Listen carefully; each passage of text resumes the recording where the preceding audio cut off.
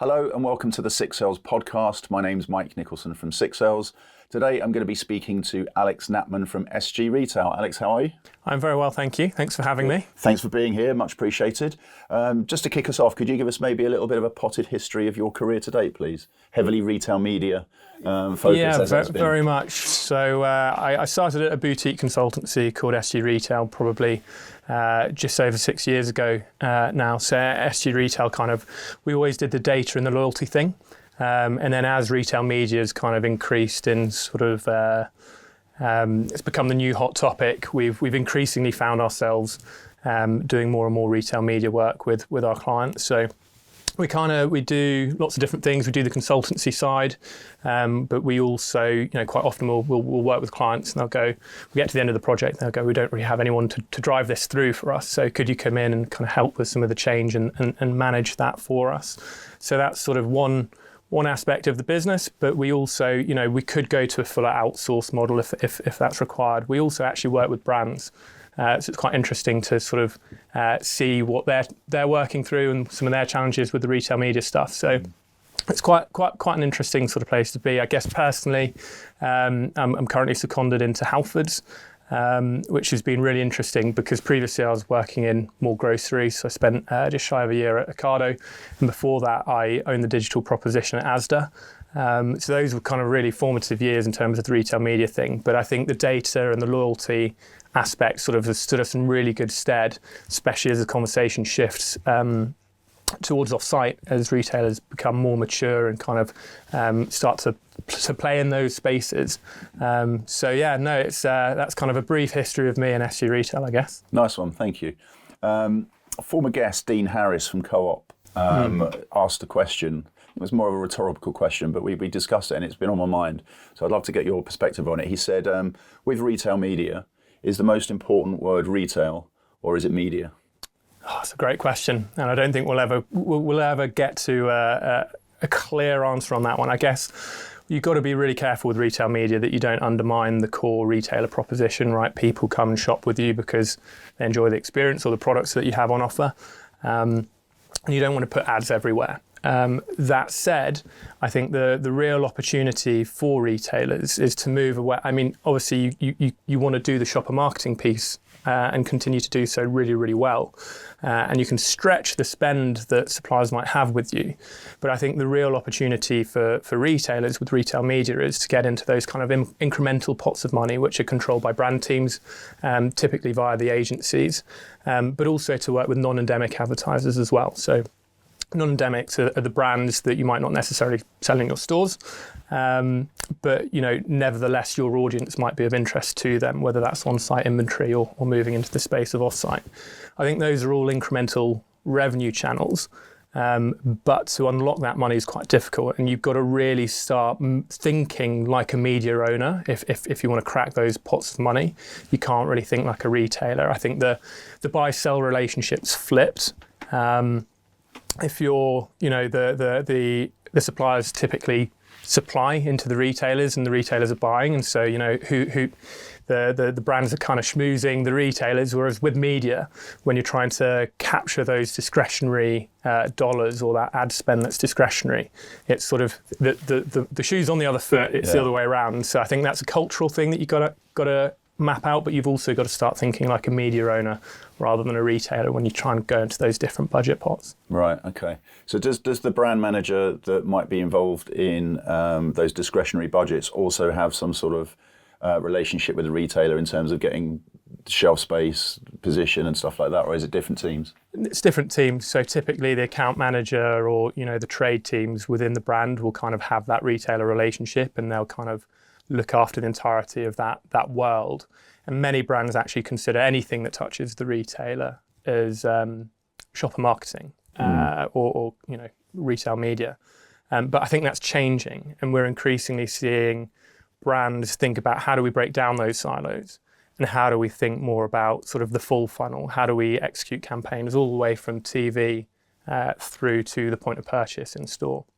And I think that's kind of really interesting because it means the brands have a lot of work to do on their side, breaking down silos. But also, as I mentioned, as a retailer, you've got to do a lot of a lot of introspective, breaking down silos kind of work on your side as well in order to think more like the media owner and be able to talk to the agencies and the brand teams. Yeah.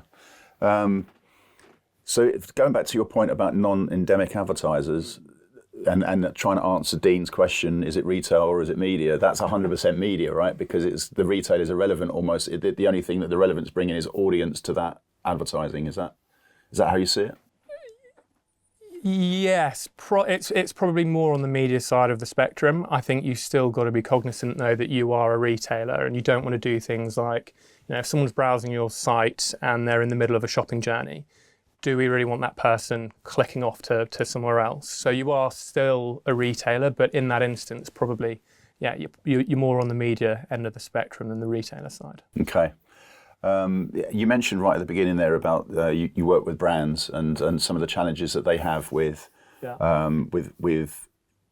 perhaps full funnel retail media, if that's the right term, and what Nick Ashley at Tesco called from sofa to store. So to me, the thing that seems most exciting about retail media is being able to find your audience wherever they may be, serve them brand advertising on, be it CTV, out of home, mobile, wherever it might be, and then continue to reach them in maybe with digital out of home on the way to the store. And then of course you've got your shopper marketing piece, you've got your digital out of home around the outside in the car park as you go in.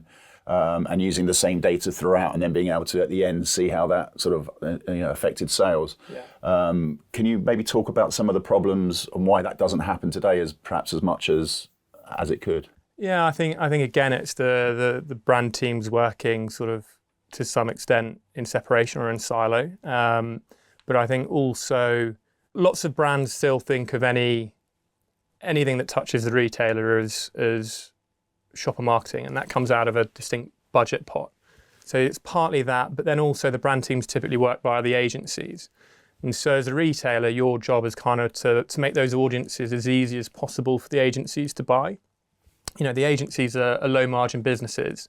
They don't necessarily particularly want to work through a managed service that erodes their margin. But also, they're so big and they've just got so much work to do and they're sort of very time poor that you've got to integrate into their systems and make your data available. And I think that's not always easy. That takes a lot of time and work. So I think as an industry, we're kind of moving towards that. And we are seeing more and more full funnel briefs come through. And I think all of the retailers are beginning to work more closely with the agencies. But I think in many instances, lots of retailers and lots of brands are still navigating that. The more mature ones, of course, are probably a good chunk of the way there. But I think others have some catching up to do. Okay. One of the sort of perennial questions that lands on a CMO's desk is, how do I prove that if we increase investment in brand advertising, it's going to have a return on investment at the bottom? And one of the sort of really cool things I think about retail media is you can actually measure, right? How do the till ring, as a direct result. Yeah. Do you see brands looking at maybe half of a retailer's outlets and doing certain things in that half and then not the other half to try and prove this idea that the brand advertising drove more sales? Yeah, there's a lot of A/B testing to try and understand sort of what's the incremental benefit and what is the tangible result of the media that we're running. That said, retail media doesn't have to be a lower funnel performance activity. You can do a lot of the brand building stuff at the point of purchase, and there's a dual benefit to doing that. You're doing all the brand building bits, but also there's a secondary benefit, which is immediate sales uplift. People are in the shopping mindset. Your product's going to be more physically, signposted and available in stores. Byron Sharp basically. From the Ehrenberg Bass Institute's done a load of work. Not everyone's a big, necessarily believes everything from Byron Sharp, but I think there's a lot of, I think most of it's pretty spot on, to be honest. But his big thing is how do you grow your brand? You build mental availability and physical availability. So mental availability is how easy is it for the consumer to recall the brand and know what the brand does and what it stands for, what the product is. And physical availability is your distribution. So very few people go out of their way to buy a particular brand or product. And if you crack those two things, that's how you grow your brand. Now, actually cracking those two things is very, very difficult. But those are the two kind of things that you need to do. And I think retail media is uniquely positioned that it can do both. It can grow both physical availability, it's signposting where the product is in store, but you can also do the mental availability, sort of brand building stuff in the same way that TV or radio might be able to do. You can tell a lot of those stories, but within the store. So you've got that dual benefit. So retail media, whilst we do measure the sales output and the immediate uplift, actually there's a load of sort of mid-funnel or more kind of awareness driving activities that you can do. Yes, you're doing it in a contextual store environment or online on the website, but the key measure of success doesn't necessarily have to be sales. It's still interesting to measure it, but that's not the key measure of success. When you say, sales is the goal in the end anyway, isn't it? But you mean longer term sales? Yes. Ultimately, the goal is sales, yes, but more sort of longer term and not sort of immediately, 4-week attribution windows. It's let's think slightly more in the way that the brand teams would, over longer time periods. Yeah, and that's one of the things I spoke to Nick Ashley at Tesco about. Actually, he was saying why couldn't the aisles be a place where you place branding advertising? Why does it always have to be about buying now?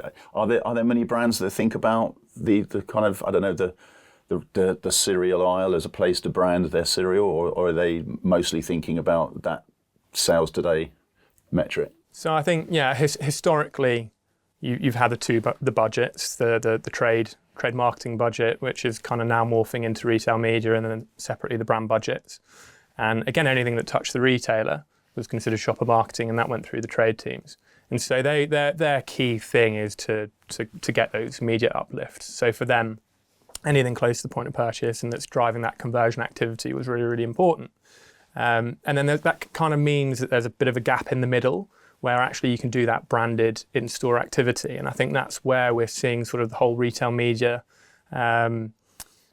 industry accelerate, and brands think about, well, actually, how do we do that kind of middle bit that's not, it's not the trade teams thinking about immediate sales uplifts, and it's not the brand teams thinking about TV and radio. It's actually something that's kind of in the middle. It's in the store, but it's more brand-led. And so, we're seeing increasingly some of those briefs come through. Because I'm thinking about it as a marketer, if I was trying to sell Kellogg's cornflakes, and one of the places that I could advertise is in a cereal aisle when people are thinking about cereal, where there's mental availability and physical availability all at the same time. I can't think of many better places to advertise for. It's you're getting that dual benefit, right? It's the perfect world of both. Obviously, it's got to work commercially. If the cost per impression is far too high, then actually you might be better off going elsewhere. But I think that is the uniqueness of retail media. It's that it can do both of those things. I don't think many other media channels or any other media channels can do it in quite the same way. I think it's changed. TV ads might start becoming more shoppable, so we might see sort of a convergence and sort of. But for now, I think retail media is kind of unique in that it can build both mental and physical availability. Another thing, while I was getting ready for the podcast, was thinking about this. If I go into a Sainsbury's or wherever else, I don't really see the promotional signage as advertising. Weirdly, it doesn't. It feels like signage rather than advertising. Do you know what I mean? So if I saw, I don't know why Kellogg's cornflakes keeps coming to my mind, but if I saw an advert for cornflakes on a telly, I'd know that was an advert. And if you had your breakfast, I didn't have breakfast today. Maybe that's the thing. Subliminally saying you should have had breakfast. Yeah. And then if you see out of home, again it's an ad. It's trying to make you buy cornflakes. But if you see that same type of branding in a cereal aisle, it feels like information rather than advertising. Do you know what I mean? Yeah, and I think this is one of the sort of one of the areas where actually we see. I think Nick talked about this on the podcast. Actually, the more media touch points that you have sort of through the shopper journey, the more effective and the better the brand recall is with the consumer. And actually, what we also see is if you link advertising to a promotion, that is super effective in terms of driving sales. And so again, when we're talking to account managers and they typically control the JBP budgets, that's kind of what they're interested in. It's the combination of promotion plus media to drive sales in the here and now. And it's super effective at doing that. But to, as we've discussed, you can also move up the funnel and do some of the branded stuff. Yeah. Off air, we were talking about the relevancy flywheel. Yes. Could you talk us through that, please? Yeah. So I think I've said, I think, at a few different events now, I hear in the industry people say, "Oh, it's all about the customer experience," and I think the customer experience is super, super important. But it's not all about the customer experience. I think, do I believe that the social media networks and the TV broadcasters are running ads because they think that's enhancing the scrolling or the TV viewing experience? I don't think that is the case. And when it comes to retail media, I think that nobody starts a retail media business to improve the customer experience. You start it to drive revenues into the business. Now, that money can be reinvested into propositions that improve the customer experience in the longer term. And I don't believe that all ad propositions have to detract from the customer experience. But I don't think it's all about the customer experience. No. Clearly, monetization is a big element. Otherwise, you'd have one algorithm on the website optimizing to what the merchandising team think is best. You wouldn't have a separate ad algorithm that's doing something slightly different. That said, customer experience is obviously hugely, hugely important, because if the ads aren't relevant, they won't engage. And things like a sponsored product, for example, the revenue is collected on a click basis. So if the ads aren't relevant, nobody's going to click, and you're not going to collect any any revenue, and the ads are going to get in the way. So relevance is super, super important. But also when it comes to banners and other media as well, the more relevant the ads are, the more they're going to engage. The more they engage, the better the performance is going to be. The better the performance is, the more you've got a compelling case to go to the brand and say, hey, you should be doing more of this. And the more they spend, the more money you have then to invest in your propositions and make things even more relevant. And that's where we go around and start the flywheel again. I think relevancy and the experience is so, so important. But when people say it's everything, I'm a little bit like, oh, I'm not sure. Not sure it is. It's not everything. So where does a retailer find that balance between revenue and customer experience? I mean, if you think about your average supermarket, there's hundreds of thousands of products on sale. If every one of those brands wanted to do something, that would probably be too much, potentially. Yeah. So how do you draw the line between what's enough, what's too much? I think that's a really good question. And I think that's, the way these things evolve is they almost, media's it's been a bit of a side hustle in the past. And so nobody, you kind of have a monetization business to some extent, whether it's a retail media network or a shopper marketing business. You've kind of got that business before you even start, and as a retailer have sat down and gone, where for us is that balance, and where do we strike that balance? I think that balance is different for everyone. So I think if you're a super luxury department store, you've got to be very, very careful about how you do ads, because anything that strikes the consumer as disingenuous undermines your core proposition, which is a highly curated range. And customers don't really necessarily expect to be advertised in that kind of premium environment. On the other hand, if your proposition is that you're a value retailer, or you're the cheapest airline in market, for example, I think people are much more willing to accept a slightly clunky customer experience. Nobody's shopping with you because you've got the best customer experience. And a clunky customer experience can mean, it can mean many things, but it could mean that actually there's more ads, and that's subsidising the cost of an airfare, or the price of the product. So I think that balance is different for every retailer, depending on whether they're like a premium offering or a value offering, kind of what the priority is within that retail. And that can even shift. I've seen it shift within a year as priorities change across the year. But I think before you create a revenue target, you almost need to understand, well, what are our red lines? What are we prepared to do? What do we think is too much? Which advertisers are we prepared to work with? Are there ones that we'd never consider, or ones that we would, how open do we want to be to competitors' advertising, for example? And all of this will have an impact on the number that you ultimately are able to produce. But I think very often you kind of start with a number and then you kind of got to do some of this soul searching, philosophical stuff. Yeah, exactly. You got to work it through later.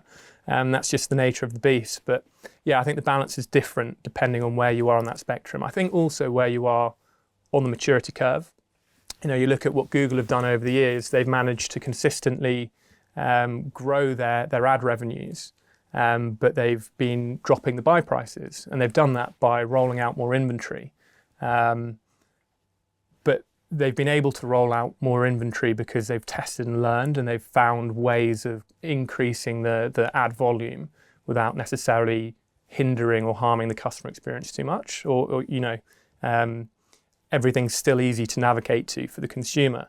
So I think it depends on your maturity. The more personalised, the more relevant you make the ad products, also the more ads you can start running, because actually it's pretty seamless for the consumer. To your point around sort of some of the, I know we're jumping to in-store here, but sort of, when you see an ad in store that's linked to a promotion, that kind of almost feels like seamless signage, not necessarily like a paid-for ad. Yeah. And I think that's the sweet spot. It's when you're getting those ads super relevant, and it kind of feels seamless to the consumer. They don't really, I think Amazon do this really well, right? You shop on Amazon, you see ads, quite a few above the fold. Yeah. Some people say they've kind of gone too far, but I still shop on Amazon, and everyone I know still does. So, I think Amazon have done a really, really good job of making the ads relevant and seamless. Yeah. And there's only so much space within any given retailer that you can put ads on, right? And so going back to you might sell 100,000 products. You can't have 100,000 ads. It'd be too many. But what does seem to be an opportunity, and we touched upon it earlier, is selling your data to be used on all other media, so away from the store. So whether it be that CTV, digital out of home, radio, whatever it might be, and kind of linking for a brand. So if you're a brand that's predominantly sold for a retailer, wouldn't you put retail easy for me to say, just put my teeth back in. Retail media data at the core of everything that you do, and plan all of your media around it, not just the bit that happens in store. Would that not make sense to do that? Yeah, no, absolutely. And I think that's kind of where we are seeing to your point, the off-site opportunity for retailers is kind of infinitely scalable. You're always going to be able to buy ad space on, the social channels, as long as you're prepared to, as long as you've got the budget. And so, it's probably not infinitely scalable, but, there's a hell of a lot of ad space out there.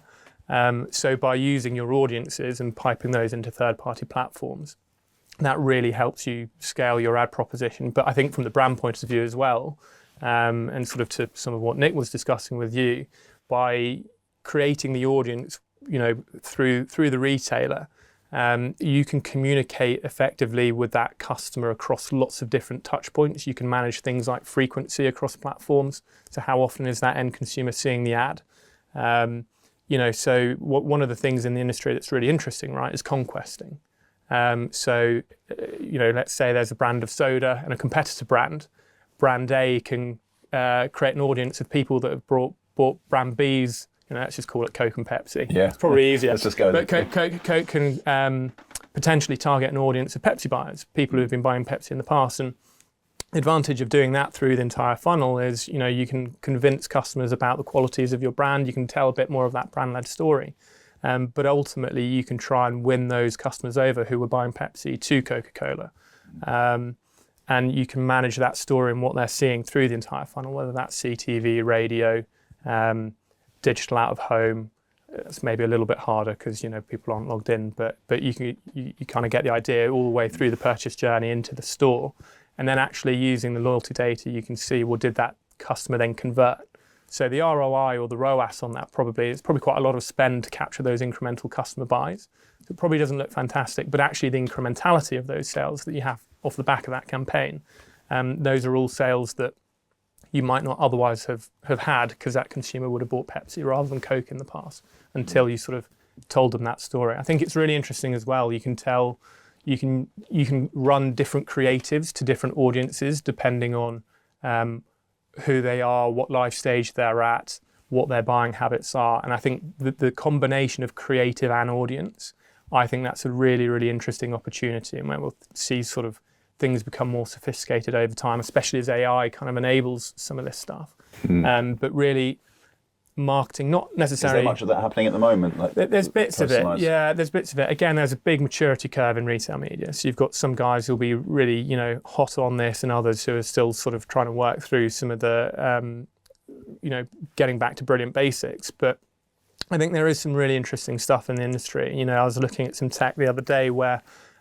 you can essentially, within Facebook, there are two ad auctions. There's a national auction and a local auction. So in order to kind of, I'm grossly oversimplifying here, but essentially there's a national auction where all the big brands sort of participate, and they will participate in that auction. And then there's a local auction in order to monetize sort of the mid to long tail. Facebook has a separate sort of local auction, and the inventory tends to be cheaper in order to encourage those smaller businesses to advertise. So actually what this software does is it helps you create a local store, so like a local Tesco store or a local Sainsbury's or Halfords or whatever. But each store has its own sort of local Facebook page, and then you can participate in the local auction rather than the national auction and buy at a cheaper price. And when I think of that from a retail media angle, that's really powerful and impactful to go to brands and be able to say, hey, the local East Molesey, that's where I live, East Molesey Tesco store, we can advertise from that page and participate in a different auction, and your ad spend is going to go further and buy more impressions. That's really, really powerful. And I think then the engagement's even better as well, because as consumers, we see that as kind of a local community sort of relevant thing to us, and we actually are more likely to engage with that post. So I think there's some really interesting stuff there. And then the AI element, the tool kind of, it creates that localized content for you. So rather than having to work with a creative team who create hundreds or, of different posts and creatives, the AI kind of takes the core ingredients, and it will, produce however many hundred localized posts that can then go out from all of those local pages. So I think there's really interesting innovations like that where, localizing or personalizing, using different audiences, a lot of A/B testing to see, what resonates with one particular audience segment versus another. I think we're seeing a lot of that at the moment, and I think AI will just facilitate the automation of a lot of those things. Cool. So you've done a lot of retail media in your career. What would you say are the, it doesn't have to be top three, but let's just say top three challenges that you're working through at the moment, and the top three opportunities for the next, let's say, 12 months? That's a great question. That's the $1 million question. I think what the challenge is, I think sort of the alignment piece. Retail media is extremely cross-functional. It's quite cathartic when I talk to my sort of industry peers, and they sort of seem to be going through a lot of the same kind of things. I think it's kind of getting that buy-in, that sponsorship, and the educational piece. I think that takes time. It's a cultural shift as well. Retailers get retail; they don't necessarily get media, and it's kind of trying to help people understand why we're doing what we're doing and where we want to go with it. I think that's probably the biggest challenge. I think tech can sort of help to some degree. I think the tech companies are really good at actually, I often say to them, it's not convincing me, it's helping me convince the rest of the business that this is a good idea, and that we should kind of buy into the retail media thing. So that's one reason rather than three, but I'll give you that because I've gone in a lot of detail. I'll just give you one. That's fine. Three key opportunities. I think offsite and AI is really interesting. I think when you think about, kind of as I was mentioning, the opportunity to sort of test and learn and iterate and automate a lot of the campaigns offsite. I think AI is a big enabler, but I think then AI in itself, it's kind of almost like e-com. It's kind of like the new sort of big thing, and I think there'll be an opportunity to create ad propositions that help surface content in AI tools. So I think that's really interesting. You know, are your PDPs up to date on the product detail pages, up to date on the website? You know, are they hitting all the right sort of keywords and have all the relevant information to make sure that the AI tools are surfacing this? You know, Halfords, I guess it's a higher cost, more considered purchase in a lot of cases. You know, people are buying pressure washers or roof racks rather than the Mars bars. And increasingly people are asking AI for recommendations. So actually it's how does the brand one surface at the top of those recommendations? And how do we as a retailer surface at the top of those recommendations? And I think there's a lot of synergies there, but I also, with my monetization hat, my retail media hat, think there's an opportunity there to create sort of propositions, which is exciting. And then, a third one, I don't know. I'll give you those two. Yeah. So you mentioned answer engine optimization there, and that does feel like a massive, I don't know how much focus is being given to it, but it does feel like a huge shift in the way that we search. I was talking to somebody earlier, and I would say 95% of my searches now are in ChatGPT, mainly because I can just press the voice note button and kind of ramble into it what I want, and it'll figure out what I'm trying to ask for, and then go and find it, right, and give you a really good answer. But it changes people having to go to physical websites, which means brands have to find a way to weave themselves into that, and it's I think that's a fascinating area. I don't know if you've got any brands or retailers that have been doing any work in that. Anything you can? Yeah, no, definitely. I think everyone's thinking about it. I think actually when you get into the detail of what should the tactic and approach be and what's the strategy going forwards, I think that's much harder to break down. There's probably nothing I can really share, but I think it is a really interesting space. It's quite an exciting time actually. But yeah, the consumer trends are massively changing. When I drive to Birmingham, which is where our offices, Halfords offices are in Redditch. It's a fair drive from southwest London for me. So I got to the end of the day at work and I asked ChatGPT. Gosh, I need to put my teeth in. No, both of us. I asked, where's a good place to stop off on the way home? I don't want to go too far off the motorway, and it surfaced 5 recommendations. One of them was really good, and I had a nice meal on the way home. But it's like that kind of. So let me give an example of how I used it in a similar way. It blew my mind. So I was meeting a client who's a Chelsea fan on the day they were playing in Europe, and it was a lovely sunny day in the summer. And I didn't want to go too far from Tottenham Court Road, so I basically said I need a pub that gets sun in the evening, will be showing the Chelsea game, and is within a 5-minute walk of Tottenham Court Road, and it nailed it. And you're thinking, I wouldn't even know how to find that through normal search, because it just wouldn't be a search. You'd be trawling through link after link after link to try and piece all that together. Yeah, incredible, isn't it? It is incredible. I think as well, sort of your reviews. When I think about customer reviews on a website. That's so important in terms of feeding sort of ChatGPT as well. So I think there's loads of, my propositional sort of mind. I'm going, there's all these ad propositions that we can create. So I think it's an exciting time for retail media. I think it's an opportunity for retail media. I think retail media has kind of consistently reinvented itself throughout the years, and I think this is just the next evolution of. I know some industry commentators are going, is it a threat? And in some spaces potentially, but actually I personally see it more as an opportunity, which is for me it's an exciting time. So final one then, just come to my mind. Is there anything that could limit the growth of retail media? Ooh. Is there a ceiling at some point when we run out of places to place ads or? That's a good question. I mean, I think we've seen some rapid growth, and I think that might tail off for a period. But I think the direction of travel is probably, it will continue. I think if we go back to the earlier point around, driving mental and physical availability, and retail media is pretty unique in being able to do that. I think the promise for brands and for advertisers is there, that we can create propositions that you can measure all the way through to the point of purchase and actually track sales, but also you can do a lot of this brand building stuff, which is super exciting. I think that the promise is there, the data is there, so there's no reasons not to continue investing in retail media. That said, I've seen articles like the IAB were saying, in the next 5 years, will media be retail media? I think it's a great article, and I think it really captures the direction of travel perfectly.